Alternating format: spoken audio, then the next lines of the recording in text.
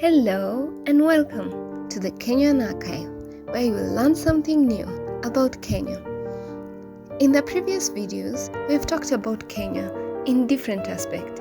We've talked about Kenya as the cradle of mankind. We've talked about the archaeological legacy of Kenya. We've talked about the people who contributed to the archaeological legacy of Kenya. Now, in this video, we will focus on the peoples of Kenya.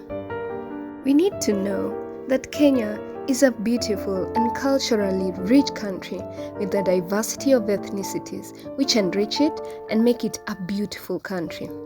But where did it all start? What culture and peoples were the pioneers of Kenya? Who were the first inhabitants of Kenya? In this video, we will analyze the first inhabitants of Kenya. Interestingly enough, some scientists believe man originated from East Africa, Kenya being one of the many countries within East Africa. Man originated from East Africa millions of years ago. He was a hunter and gatherer. Growth of population and other factors led to the migration, covering the rest of the world. All along, people were changing and developing and moving regularly from place to place. However, who were these hunters and gatherers? The story of the first inhabitants of Kenya is a complex one. This is due to the limited written resources and physical resources. But, according to oral resources, the first inhabitants of Kenya were of the Khoisan stock. They were hunters and gatherers. The Khoisan stock within Kenya had similar characteristics to the Khoi and the San of South Africa and the Sandwe and Hadza of Tanzania.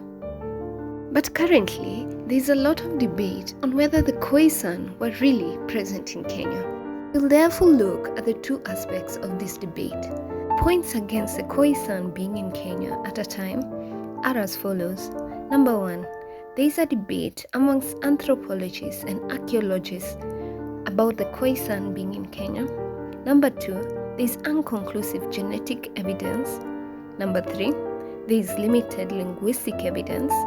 Number 4, research on the Khoisan is mainly focused in South Africa.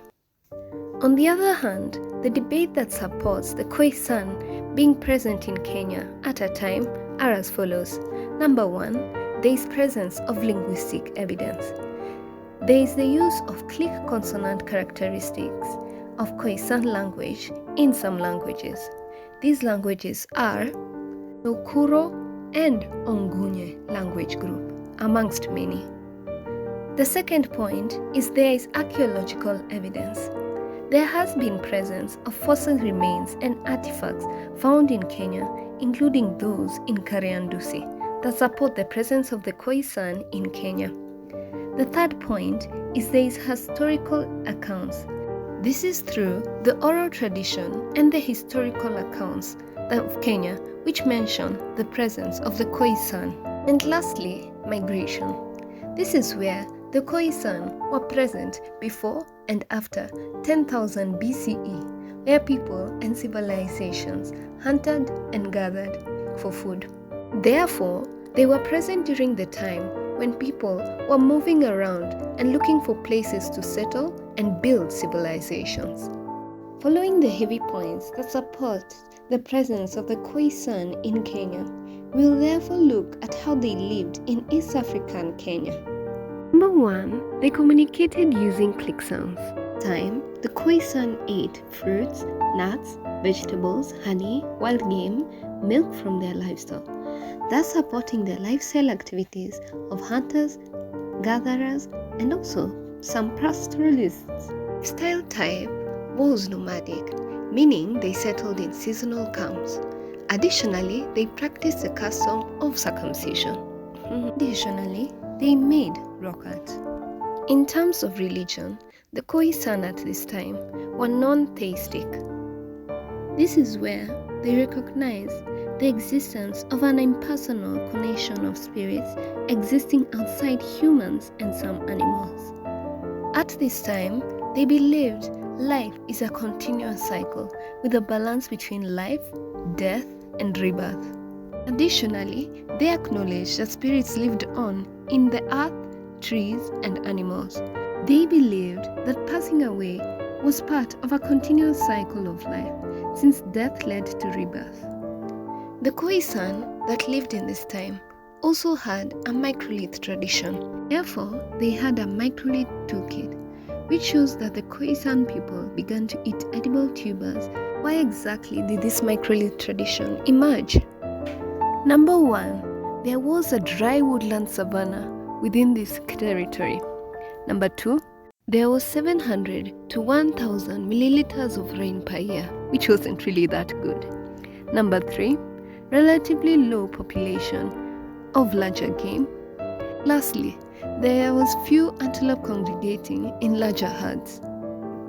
Now, due to mastery of effective new systems of hunting and gathering, the Khoisan, an early civilization, spread out across the eastern side of the African continent.